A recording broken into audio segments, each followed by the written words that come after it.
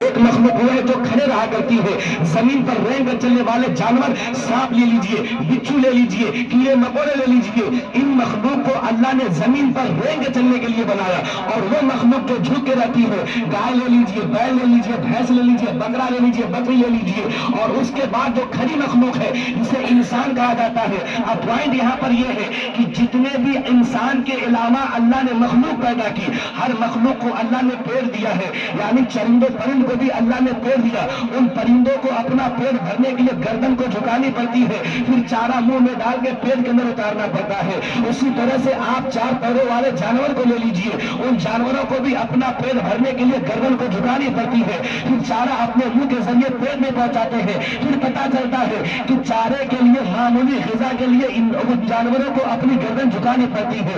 اور جو جانور زمین پر رینگ چلا کرتے ہیں ان کو بھی اپنا پیٹ بھرنے کے لیے گردن کو جھکانی پڑتی ہے۔ پھر انسان کو تو اللہ نے اشرف المخلوقات بنایا ہے، تمام مخلوقات سے بہتر بنایا ہے، تو پھر اس کے اندر کچھ بہتری والی بات ہوگی، پھر بہتر بنایا ہے۔ تو بہتری والی بات یہ ہے کہ اور مخلوقات کو اپنی غذا کے لیے، اپنے پیٹ کو بھرنے کے لیے گردن کو جھکانی پڑتی ہے، تو پھر پیٹ تو اللہ نے انسان کو بھی دیا ہے اور انسان کو بھی پیٹ بھرنے کی ضرورت پڑتی ہے۔ تو پھر اللہ نے کہا کہ اے میرے بندے، تو اپنے معمولی سے پیٹ کو بھرنے کے لیے گردن کو مت جھکانا، میں نے تجھے اس پیٹ کو بھرنے کے لیے دو ہاتھ عطا فرمائے ہیں۔ ہاتھ سے چارہ اٹھانا، منہ میں ڈالنا، پیٹ میں اتارنا اور اپنا پیٹ بھر لینا، یہ تیرا سر، تیری گردن بڑی مقدس ہے، اس کو معمولی چارے کے لیے مت جھکانا۔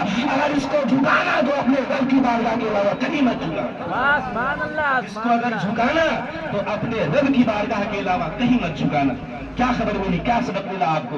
اس سے یہ پتا چلا کہ اللہ رب العزت نے انسان کو اتنا معزز بنایا تو اللہ نے انسانوں کی تمام چیزیں الگ الگ رکھ کر کے انسان کو اتنا معزز بنایا۔ اب دیکھیے، اللہ نے فرمایا میں نے ساری چیزیں پیدا کی، تم سے کوئی بدلہ مانگا اللہ نے؟ اللہ نے کبھی کہا میں نے زمین بنا دیا اس کا چارج مجھے دے؟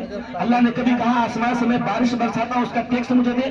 اللہ نے کبھی کہا کہ آسمان میں سورج نکالتا ہوں اس کی روشنی سے تم اپنے ہزاروں کام کرتے ہو، اس کا کچھ مجھے اجر دو؟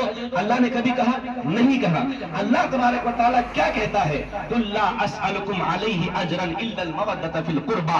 اللہ فرماتا ہے کہ جو بھی چیزیں میں نے تمہیں دی، اے محبوب اپنی امت سے کہہ دو میں اس کا کوئی بدلہ تم سے نہیں مانگتا، اگر کچھ اس کا بدلہ مانگتا ہوں تو فقط یہ مانگتا ہوں کہ تم میرے نبی اور میرے نبی کے گھر والوں سے محبت کیا کرو، میرے نبی اور میرے نبی کے گھر والوں سے محبت کیا کرو۔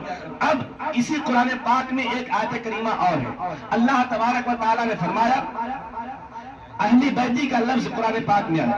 اب اہل بیت، اہل کا معنی والا کے ہوتے ہیں، بیت کے معنی گھر کے ہوتے ہیں، دونوں لفظوں کو ہم جب مرکب کرتے ہیں، ملاتے ہیں تو بنتا ہے اہل بیت۔ اب اس کا ترجمہ جب کرتے ہیں تو ہوتا ہے گھر والا۔ تو اب ہر آدمی گھر والا ہوتا ہے، اور جو نہ ہو میں دعا کرتا ہوں اللہ سب کو گھر والا بنا دے۔ تو اب یہاں پر پوائنٹ آپ کو یہ پکڑنا ہے، کیا ہر گھر والے کو اہل بیت کہا جائے گا؟ ہرگز نہیں۔ یہ جملہ خاص ہے چند مخصوص لوگوں کے لیے، چند مخصوص لوگوں کے لیے، اور وہ چند مخصوص کون لوگ ہیں؟ اللہ کے نبی ہیں۔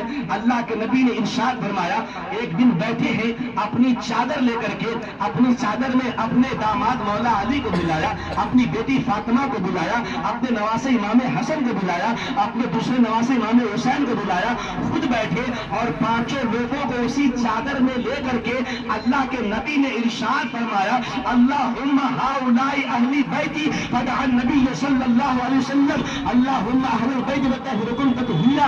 اے اللہ، یہ میرے گھر والے ہیں اور ان گھر والوں کے لیے میں تیری بارگاہ میں دعا کرتا ہوں کہ اے اللہ میرے گھر والوں کو خوب خوب پاک اور صاف عطا فرما دے، خوب خوب پاک اور صاف عطا فرما دے۔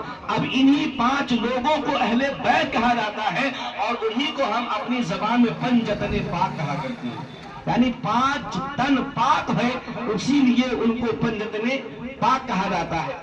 اب اللہ کے نبی علیہ الصلوۃ والتسلیم کی ایک بیٹی ہے، اس پنجتن پاک میں 5 لوگ ہیں، پہلے میرے نبی، پھر ان کی بیٹی سیدہ فاطمہ، پھر ان کے شوہر مولا علی، پھر ان کے 2 بیٹے امام حسن و حسین۔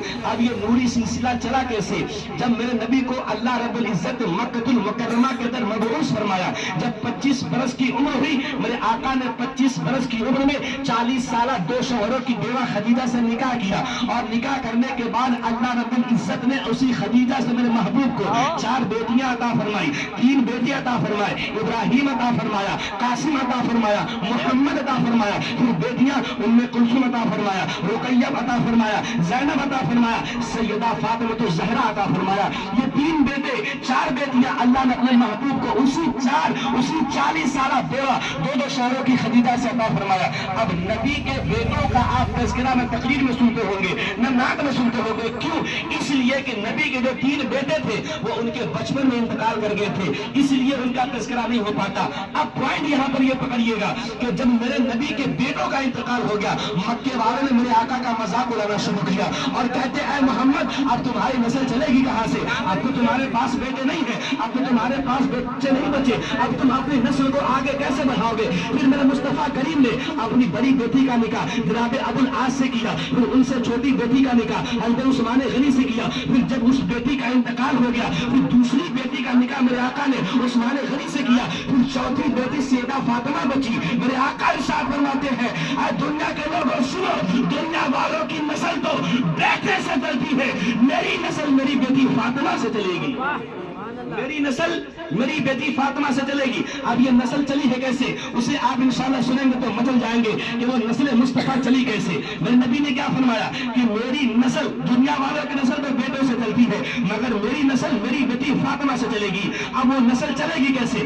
آقا نے ارشاد فرمایا الفاطمہ بضعۃ منی، فاطمہ میرے جگر کا ٹکڑا ہے۔ پتہ یہ چلا وہی مکہ تھا جس مکے میں لوگ بیٹیوں کے پیدا ہوتے زندہ درگور کیا کرتے تھے، وہی مکہ تھا جس مکے میں لوگ بیٹیوں کے پیدا ہوتے اپنے ہی ہاتھوں سے اس کا گلا دبا کے مار دیا کرتے تھے۔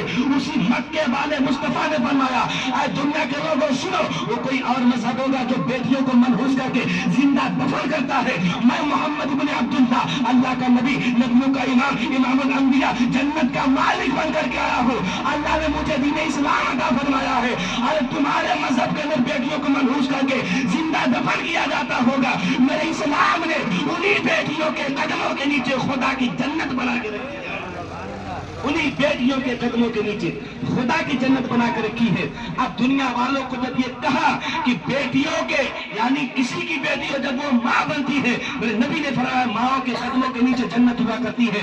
پتہ یہ چلا کہ وہ مذہب کے ماننے والے جو بیٹیوں کو منحوس کر کے زندہ دفن کرتے تھے، جب یہ پتہ چلا کہ ہماری جنت ہماری ماں کے قدموں کے نیچے ہے، پھر سب نے بیٹیوں کی عزت کرنی شروع کی، بیٹیوں کی پرورش کرنی شروع کی۔ تو پتہ چلا بیٹیوں سے محبت کرنا کسی دنیا دار کا طریقہ نہیں بلکہ بیٹیوں سے محبت کرنا احمد مختار کا طریقہ ہے، آمنہ کے لال کا طریقہ ہے۔ میرے نبی نے کیا فرمایا؟ دنیا والوں کی نسل کس سے چلتی ہے؟ بیٹوں سے۔ میری نسل کس سے چلے گی؟ میری بیٹی فاطمہ سے۔ شاعر کہتا ہے ہوا میرے گھر کا نام بیٹی سے، پورا ہوا روشن میرا خاندان بیٹی سے، ضروری یہی نہیں کہ بیٹا ہی نام روشن کرے، ارے چلا میرے نبی کا خاندان بیٹی سے، چلا میرے نبی کا خاندان بیٹی سے۔ دیکھیں میرے نبی علیہ السلام و تسلیم کا نکاح 25 برس کی عمر میں اماں خدیجہ سے ہوا، اور جب اماں خدیجہ سے مصطفیٰ جان رحمت کا نکاح ہوا پھر اللہ نے ان کو 4 بیٹیاں عطا فرمائی۔ سب سے چھوٹی بیٹی سیدہ فاطمہ جن کے بارے میں مصطفیٰ کریم نے فرمایا کہ میری نسل میری بیٹی فاطمہ سے چلے گی۔ جب فاطمہ کی عمر نکاح کی ہوئی تو مصطفیٰ جان رحمت نے اپنی بیٹی کا نکاح سیدہ فاطمہ کا نکاح مولا علی مشکل کشا شیر خدا فاتح خیبر اپنے علی سے عطا فرمایا، اور جب مولا علی کا نکاح سیدہ فاطمہ سے ہوا اور فاطمہ اور علی کا جب یہ حسین سنگم کا ملن ہوا تب جا کے امام حسن و حسین کا جنم ہوا، تب جا کے امام حسن و حسین کا جنم ہوا. اب خاندان مصطفیٰ کا چشمہ چراغ چلنا شروع ہوا ہے. یعنی کہ جب سیدہ فاطمہ کا نکاح مولا علی سے ہوا، پھر ان سے امام حسن پیدا ہوئے، امام حسین پیدا ہوئے، پھر امام حسین کا نکاح حضرت شہربانو سے ہوا، پھر ان سے اللہ نے جو امام حسین کو اولاد عطا فرمائی ان کو دنیا امام زین العابدین کہتی ہے. پھر ان کا نکاح جب ہوا، پھر ان سے امام باقر پیدا ہوئے، ان کا جب نکاح ہوا